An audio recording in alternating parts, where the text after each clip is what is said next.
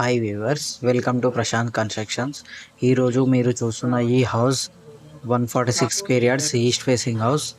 ఈ house location మనకు హైదరాబాద్లోని ఈసీఐఎల్కి అతి దగ్గరగా ఉంటుంది.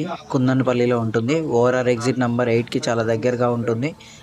అండ్ మనకి ఇది ఒక మంచి గేటెడ్ కమ్యూనిటీ వెంచర్లో ఉంది. ఎవరైనా గేటెడ్ కమ్యూనిటీలోని రెడీ టు మూవ్ హౌసెస్ కోసం చూస్తుంటే ఈ స్క్రీన్ మీద ఇచ్చిన నెంబర్కి కాంటాక్ట్ చేయండి.